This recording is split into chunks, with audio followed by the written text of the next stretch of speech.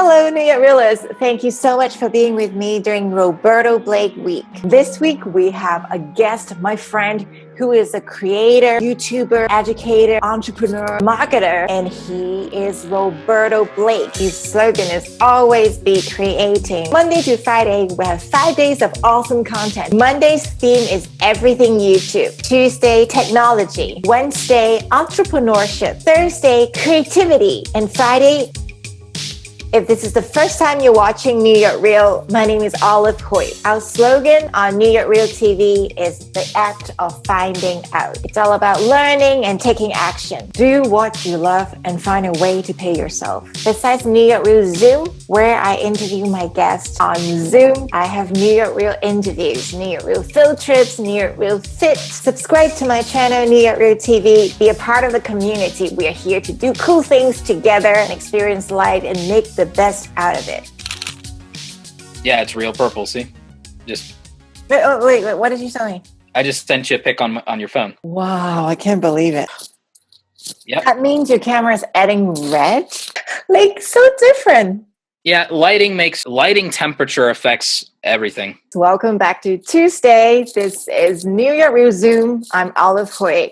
And I'm here with Roberto Blake. If you were here with us yesterday, you know we had a great conversation. I was in the zone, right?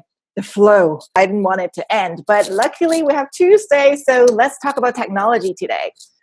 So, yeah, absolutely. You were saying early, you started making videos with your phone. I didn't start with my phone. I started with a pretty cheap camera, though. So you started with a cheap camera and whatever editing equipment you can have at the time. Yeah, cheap laptop. All my laptops were like under 500 at the time.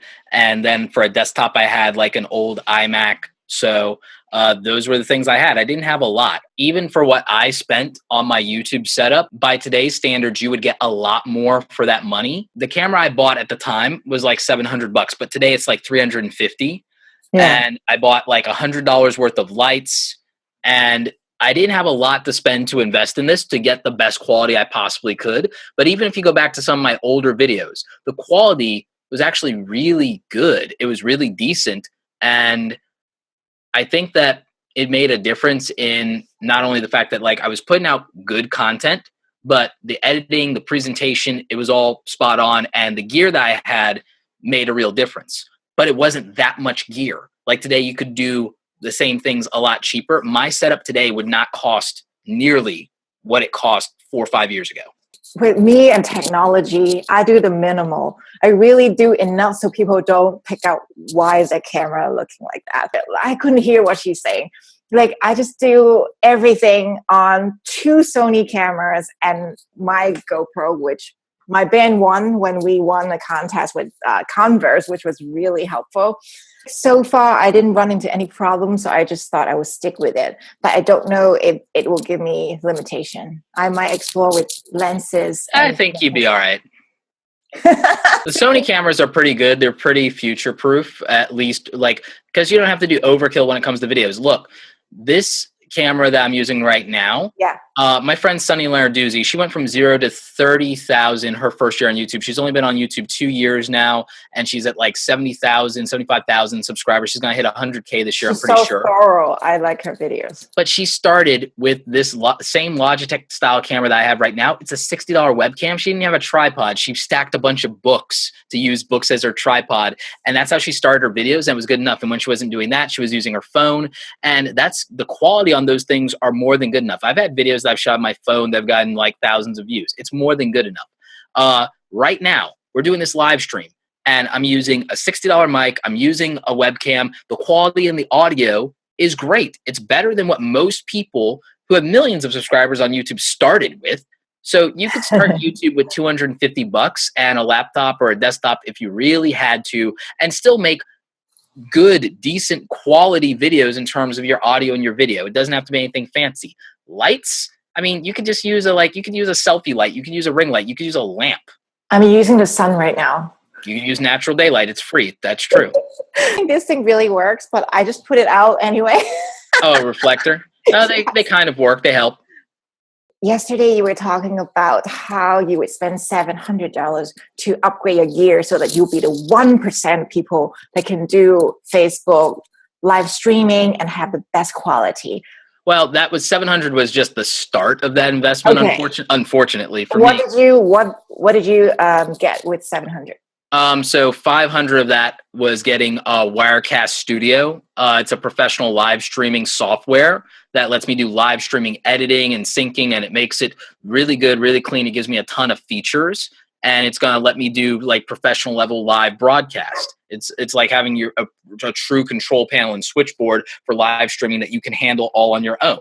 So Wirecast is going to help me step up to an insane, ridiculous level when it comes to YouTube live streaming production. The other thing I bought was the Blackmagic Design Shuttle Intensity, which is a USB video capture card. It means I can plug it into any computer that I've loaded up the software on and the drivers on, and that I can plug in a camera like this into that device, and the footage from this camera as well show up in the live stream instead of me having to use a webcam or something like that. I can use superior quality. I can make it look how I want. I can have the better quality audio coming through. I can do all of those things. So it's just a better experience for viewers, and it lets me mimic television. Wow. So I can have the quality almost that live TV has. When you are doing live stream outside, how do you get your internet or Wi-Fi? Well, for outside, I'm just using, because I have over 10,000 subscribers on YouTube, I just use my smartphone. But if I didn't have 10,000 subscribers, I could use an app called Wirecast Go, and I can still live stream to YouTube using my phone using Wirecast Go. You know, there's apps, there's things you can do, and that would let you live stream. And for that, I also can use this Archon mounts, selfie mount for that kind of stuff. I can put in a Rode Video Mic Me in here. I can put a selfie light on there, and then I can control everything. I have lighting, lights, audio, camera, the whole shebang, stabilization. And that's, to do all of that is still, you're spending like maybe $100. That's it. Did you put together a kit on kit.com or something? Yeah, I think I have, but if I have, then I'll do it. So that'll be there. But like in general, most of my YouTube gear is on kit.com. So you can go to kit.com/Roberto Blake, and that's where you'll find most of my YouTube setup. I'll link the link below too. Besides live streaming, what else do you think is worth spending some money on?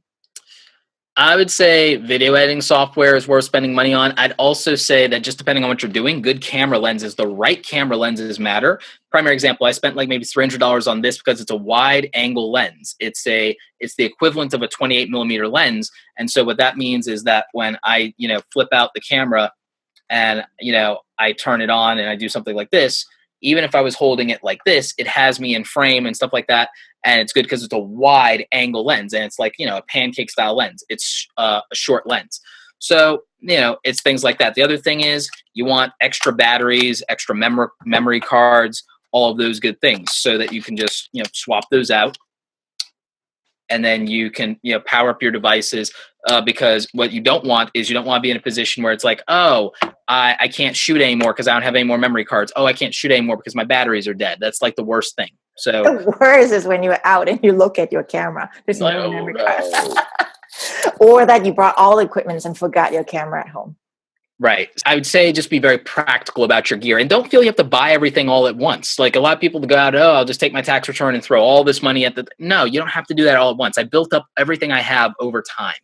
You obviously create reviews for other people, but how do you learn about new technology? I asked a friend who already has it, and I watched what they've been able to do with it. I mean, a primary example is the Blackmagic Shuttle Intensity. I know that I'm pretty sure that that's what my friend, because I was watching her live stream, she was explaining this. My friend Sarah Dici uses that.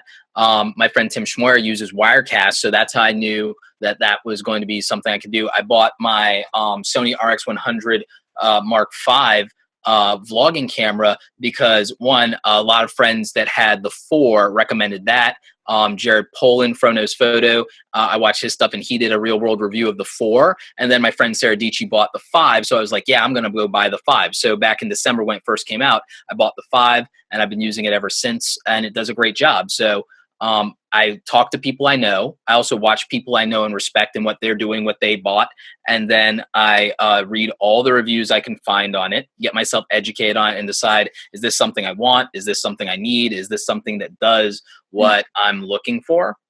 How does it help me? And also, how am I going to make my money back on this? How's this going to save me time that adds up to the money that I spent on it? So, that's the kind of thing I do. I'm really into learning new technologies, but using it to sustain the old cultures or the cool things or the values that we have. And what are your views on that?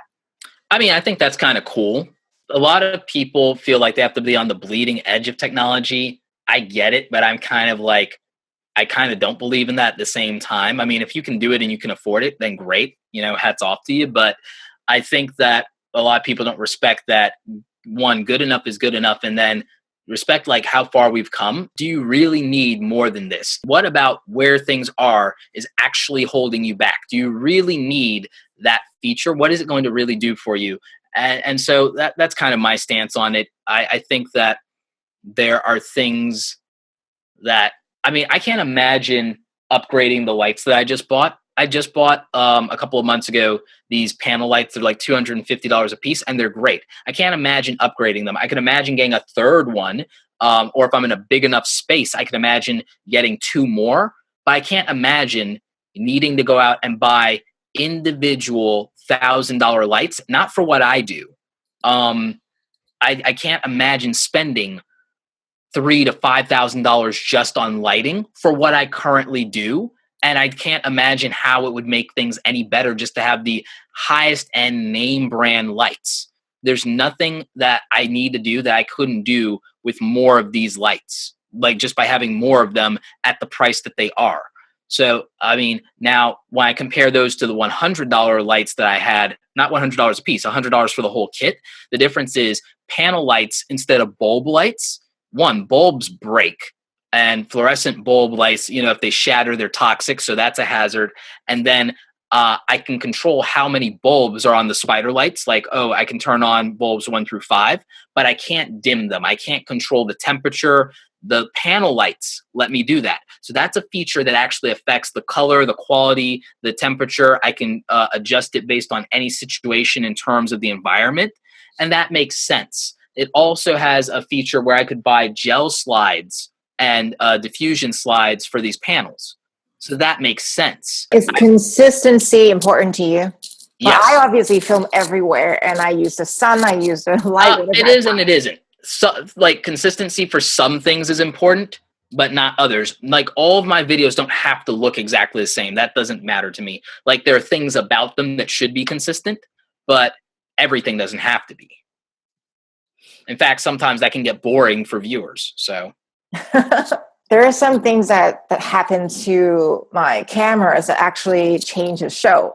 In the beginning, the cameras overheat so quickly. My interviews are long. Like, my longest were 3 hours, just sitting down with one guest without a break. But that time I recorded in London at the London Real studio with their cameras.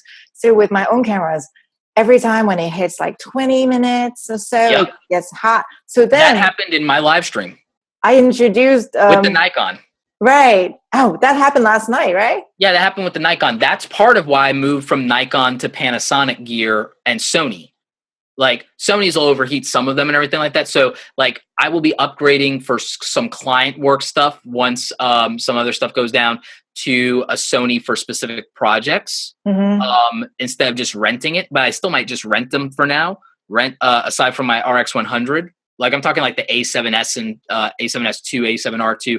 But Panasonic Lumix series cameras, like the 7 and the GH5 that's coming out at the end of the month, they don't overheat, and the GH5 doesn't have a time limit.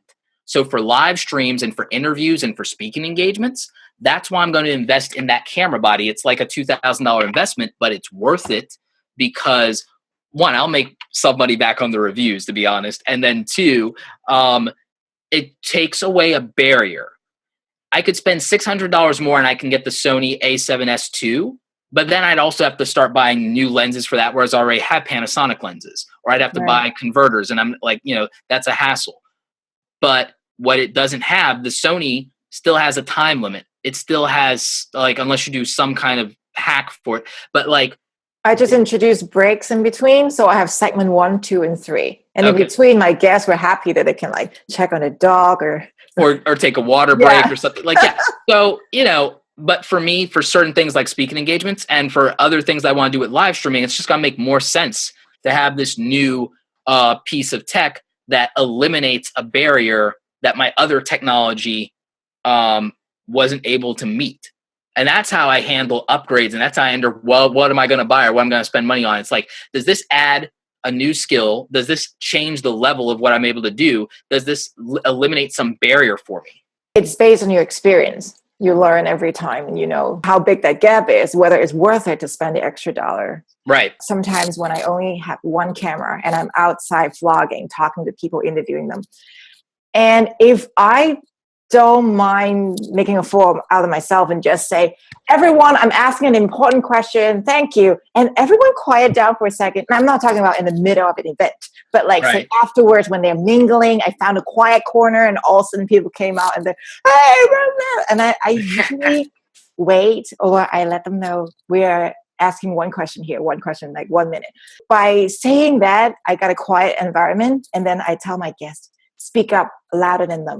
And that makes such a big difference than if I just let whatever happen all around me and then they're just going to whisper and I'm thinking, okay, subtitles. Right. Do you have little hacks like that you can share when you are like making videos or at events, like little things that is out of your control, something happened and you still have to go on with what you're doing?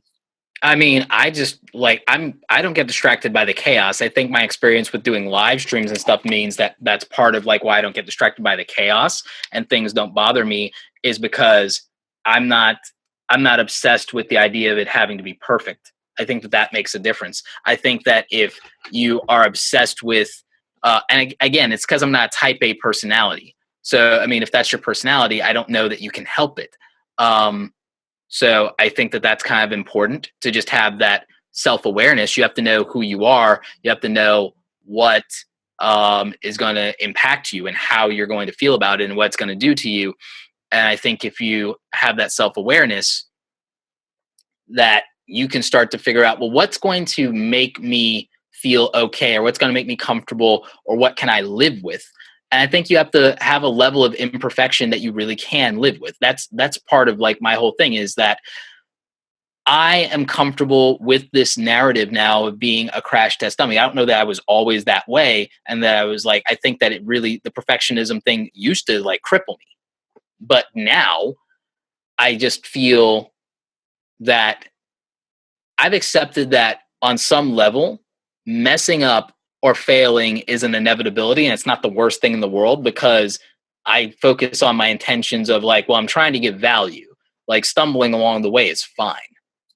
Like, and I feel that people respect you on how you handle your failure more than you handle your success. How you feel about when you got something wrong. I mean, if I got something wrong, if I told you something and then my facts were off and I like apologized, like, oh, I'm so sorry. You know what? I really wish that I had did a little bit more detailed information on that and that I got that right for you. I really hope that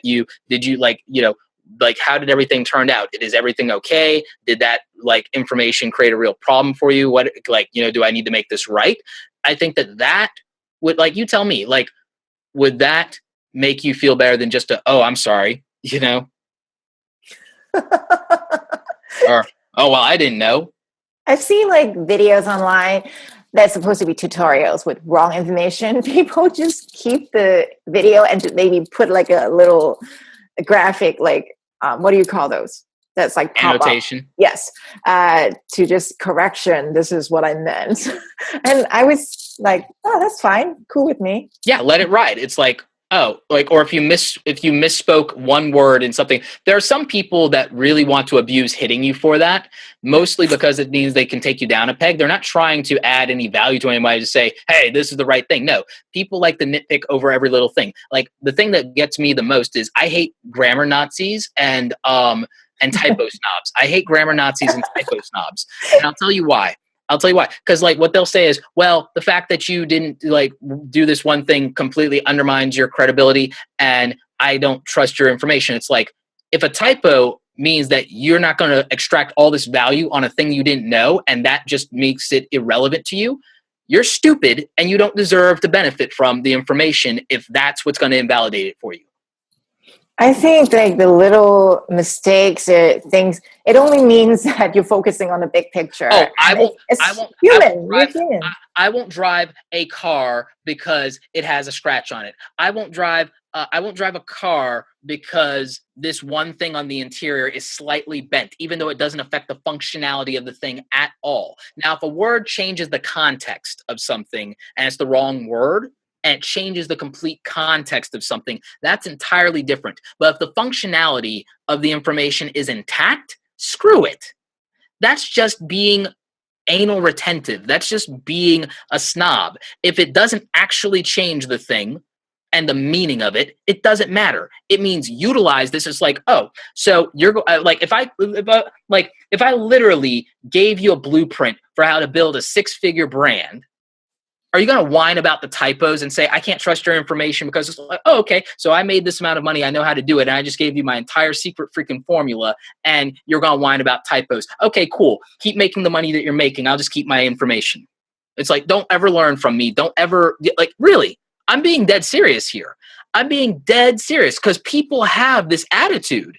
Today, especially, people have this very high and mighty attitude. But I love that we're breaking a little bit out of it because I love that someone like Gary Vaynerchuk, who's built 7- and 8-figure businesses, can have typos in his tweets and in his emails and stuff like that. I love that he can get up on stage in sneakers and a t-shirt and a beanie and curse and still be taken seriously, even though I don't want to necessarily do that. But I love that he can do that because I want people to stop being so hoity-toity, and I want people to understand and value execution, and that you don't have to dress in an Armani suit to be taken seriously. If people can, if we do that, and if it's meritocracy, because here's the thing, anybody can go out and rent a fancy suit and say a lot of fancy words and tell you they went to a school that they can't prove it or anything like that and just take your money. It sounds like a sociopath. We have plenty of them.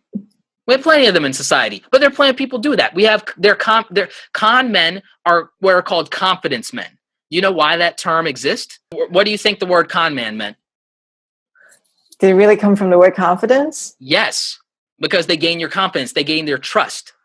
And then they do that using optics. They use that doing optics because if you see somebody in the right suit, the right shirt, the right tie, the right watch, you associate their value based on optics, based on a superficial representation of their status.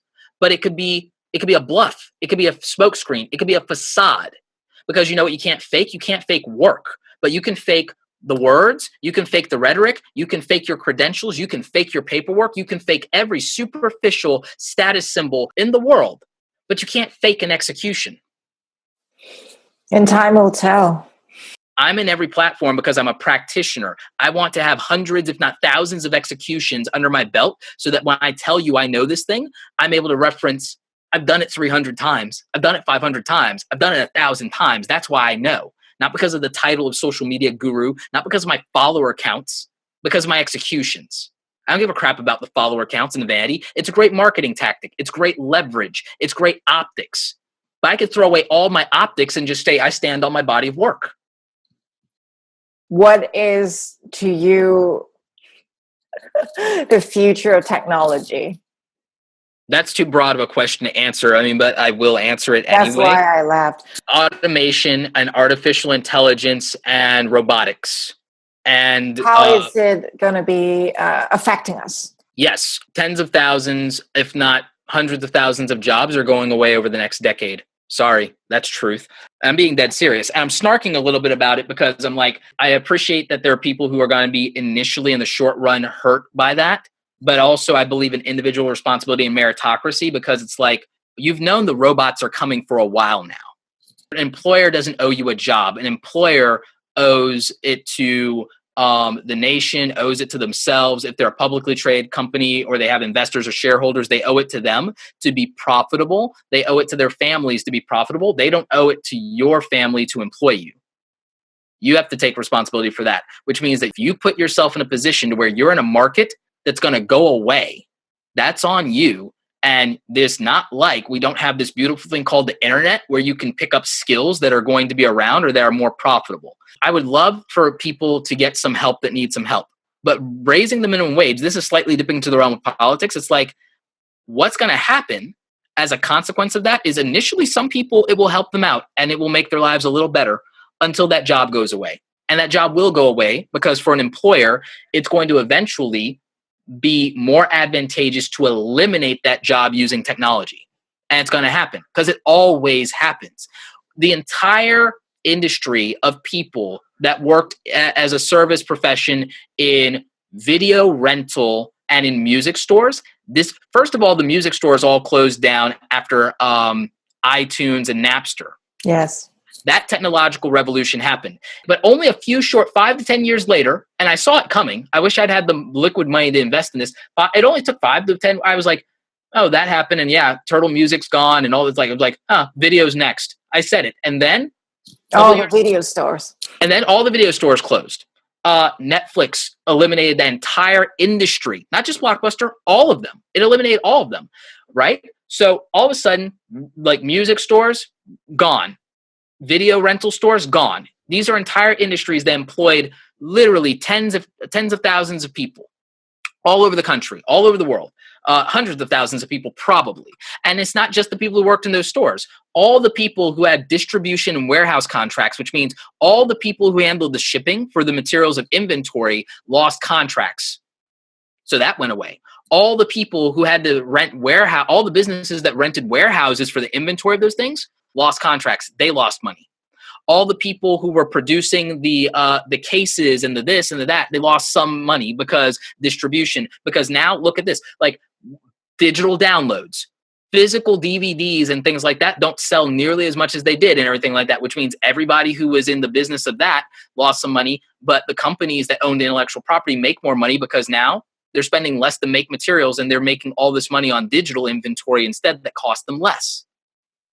Because guess what? Bandwidth and servers is cheaper than warehouses and trucks.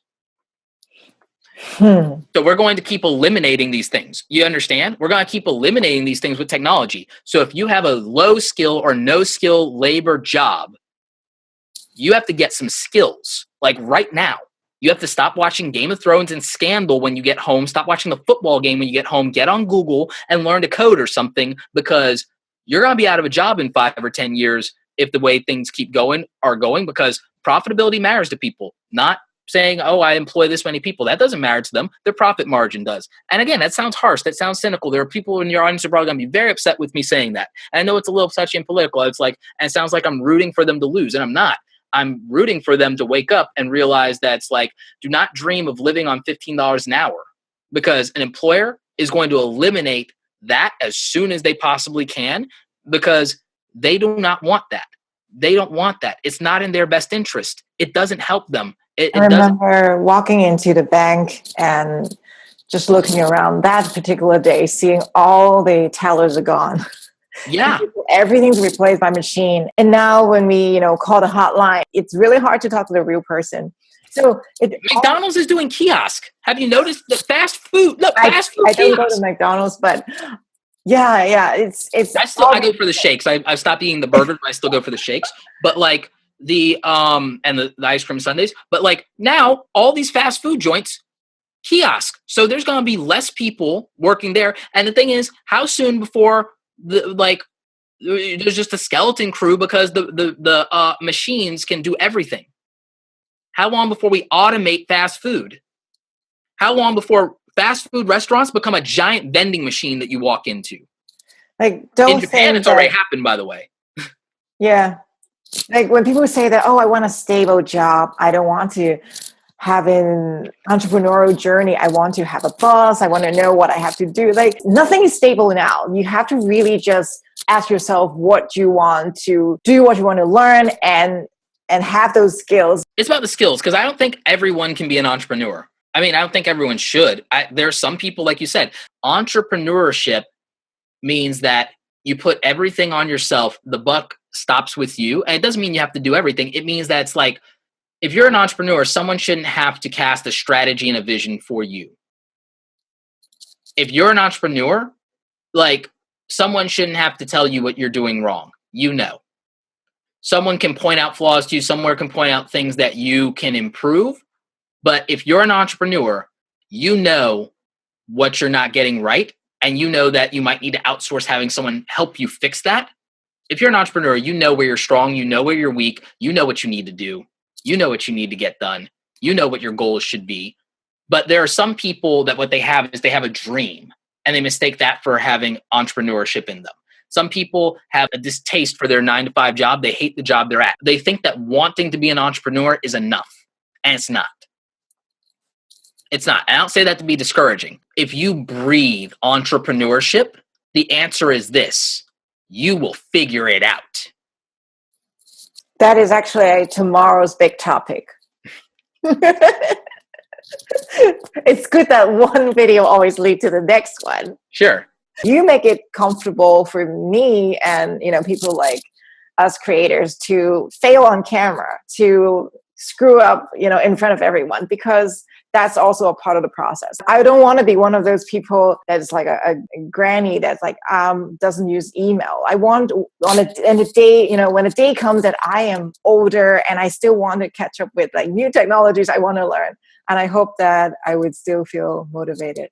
That's part of what I do is I push myself to be in that position. I push myself to challenge myself to learn new things and to grow every day. In addition to create something awesome today, I try to learn something new every single day, because I don't want to stop growing. I don't want to feel like I'm going to be one of those people that I was talking about earlier that gets left behind. If something isn't relevant anymore, granted, I'll still have chops because like selling stuff and marketing will always be relevant. I pick the skill, and then creativity will always be relevant too. I have some skills that will never age out and that technology can't eliminate. Technology can't eliminate salespersonship. It just can't. Technology can't eliminate the need for strategic marketing and the ability to make good content. Technology can't eliminate creativity and the desire and the need for creativity. Like robots can't do that. Artificial intelligence can't really do that. In that regard, I'll never be without a way to provide for myself and to make income. And I think that people take that for granted. I think that that people need to look at what's something that they can do that isn't going to go away. I love it. I remember going to school, choosing a major. I was in college. I thought, I don't want to carry a lot of things with me. I want to know that one day, if I'm just by myself with this body, I can still work. So I picked theater. I picked acting. Business major is so boring. Those are the things that I have to catch up with later in my life. Tomorrow, we're going to talk about entrepreneurship. Stay tuned. Come back for Roberto Blake Wednesday. Here we are again. Another shot at dream. Hey, thank you so much for watching New York Resume Roberto Blake Week. Did you enjoy the conversation? Go check out robertoblake.com. Connect with him on social medias. Please subscribe to my channel, New York Real TV, so we can stay in touch. And there will be more videos like this coming. We had Becky Walsh Week, where we talk about intuition. Dory Clark Week, where we talk about how to become recognized in your field. This week with Roberto Blake Week, we learn how to survive as a creative in 2017. Comment down below to let me and Roberto know what you think about today's topic. Are you a creative? Are you an entrepreneur? What's your experience like? And give us a thumbs up if you like this video. Thank you so much, Roberto, for sharing. Thank you so much, New York Realists, for supporting my channel. And don't forget, create something awesome today. See you in my next video.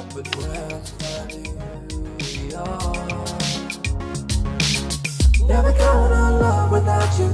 Never gonna fade away. Can we get this shit together and heal our hearts?